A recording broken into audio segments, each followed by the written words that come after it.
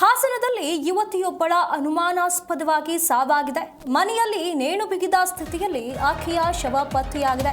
College ವಿದ್ಯಾರ್ಥಿನಿಯಾಗಿದ್ದಂಥ Rachita ಎಂಬುವಂತ 19 ವರ್ಷದ ಯುವತಿಯ ಸಾವಾಗಿರುವಂಥದ್ದು. ಚನ್ನರಾಯಪಟ್ಟಣದ ಅಂಬಿಕಾ ನಗರದಲ್ಲಿ ಇಂಥದ್ದೊಂದು ಘಟನೆ ನಡೆದಿದೆ. ಸಾಕಮ್ಮ ಮತ್ತು ಮಂಜು ಶೆಟ್ಟಿ ದಂಪತಿಯ ಪುತ್ರಿ ರಚಿತಾ ಈ ರೀತಿಯಾಗಿ ಅನುಮಾನಾಸ್ಪದವಾಗಿ ಸಾವನ್ನಪ್ಪಿದ್ದಾಳೆ.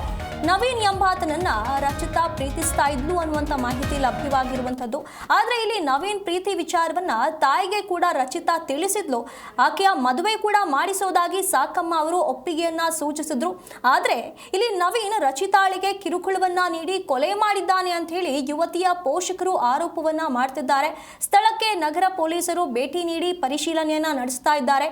ನಗರ ಠಾಣೆಯಲ್ಲಿ ಯುಡಿಆರ್ ಪ್ರಕರಣ ಕೂಡ ದಾಖಲಾಗಿರುವಂಥದ್ದು. ಹಾಸನದಲ್ಲಿ ನಡೆದಿರುವಂತಹ ಘಟನೆ ಇದು. ಚನ್ನರಾಯಪಟ್ಟಣದ ಅಂಬಿಕಾ ನಗರದಲ್ಲಿ ನಡೆದಿದೆ. 19 ವರ್ಷದ ರಚಿತಾ ಅನುಮಾನಾಸ್ಪದವಾಗಿ ಸಾವನ್ನಪ್ಪಿದ್ದಾಳೆ. ಮನೆಯಲ್ಲಿಯೇ ನೇಣು ಬಿಗಿದ ಸ್ಥಿತಿಯಲ್ಲಿ ಶವ ಪತ್ತೆಯಾಗಿರುವಂಥದ್ದು. ಇದು ನೋಡುವ ಅಂದರೆ ಎಲ್ಲರಿಗೂ ಕಾಣುವ ರೀತಿಯಲ್ಲಿ ನೋಡೋದಾದ್ರೆ ಇದು ಆತ್ಮಹತ್ಯೆ ಅಂತ ಹೇಳಿ ಭಾವಿಸಬಹುದು. ಆದರೆ ಇದಕ್ಕೆ ಇನ್ನೊಂದು ಕಡೆ ಪೋಷಕರು ಹೇಳ್ತಿರುವಂಥ ಮಾಹಿತಿಯ ಪ್ರಕಾರ ಇಲ್ಲಿ ನವೀನ್ ಅಂತಂದ್ರೆ ಈಕೆ ಪ್ರೀತಿಸ್ತಾ ಇದ್ದಂಥ ಹುಡುಗ ಏನಿದ್ದಾನೆ, ಈತ ಈಕೆಗೆ ಕಿರುಕುಳವನ್ನ ನೀಡಿ ಕೊಲೆ ಮಾಡಿದ್ದಾನೆ ಅಂತ ಹೇಳಿ ಪೋಷಕರು ಆರೋಪವನ್ನ ಮಾಡ್ತಿದ್ದಾರೆ.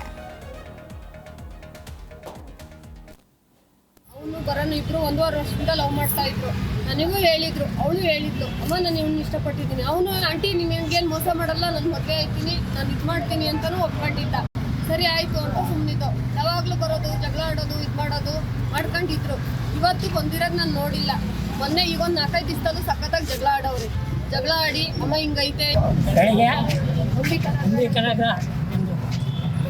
ನಾನು ಬೆಳಗ್ಗೆ ಅದು ನಾನು ಇತ್ತು ನೀರನ್ನು ಪೈಪ್ ಹಾಕೊಂಡು ನಾನು ಪೈಪ್ ಹಾಕಿ ನೀರಿಗೆ ಆಮೇಲೆ ತಿಂಡಿ ಹಾಕಿ ಅಪ್ಪ ಹೆಂಗೆ ಹೇಳೋದ ಹೋದ ಹಾಕೊಂಡು ತಿಂಡಿ ಹೋಗೋದು. ಆಗ ನಾನು ಆಡಿ ಸ್ವಲ್ಪ ಅನ್ನ ಬಜ್ಜಿ ಅಂತ ಬಂದೆ. ಮತ್ತೆ ಮುಂದುವರೆಗೆ ಅಲ್ಲಿ ಹೋದೆ. ಹಿಂದೆ ಹಾಕ್ತಾ ಇದ್ದೇನೆ, ಮುಂದೆ ಬೋಲ್ಡ್ ಹಾಕಿದ್ರೆ ಹಿಂದೆ ಹಾಕ್ತಾ ಇದ್ದೆ. ಮತ್ತೆ ಕುಪ್ಪಳಿಕೆ ಎಲ್ಲ ಬಿಟ್ಟರೆ ಇದು ಮಾತಾಡ್ತಿದ್ದಾಳೆ. ಆಮೇಲೆ ಒಂದನ್ನು ಕಾಯ್ತಾಡಿ ನೀರು ಕೊಡ್ಬಿಟ್ಟು ನೀರು ಕೊಡ್ಬೇಡ, ಆಮೇಲೆ ಹಾಕ್ಬೇಡ ಅದು ಹೋದೆ. ಆಮೇಲೆ ಫೋನ್ ಮಾಡಿದೆ ಒಂದು ಸತಿ. ಪೂರ್ಣಕ್ಕೆ ಆಯಿತು.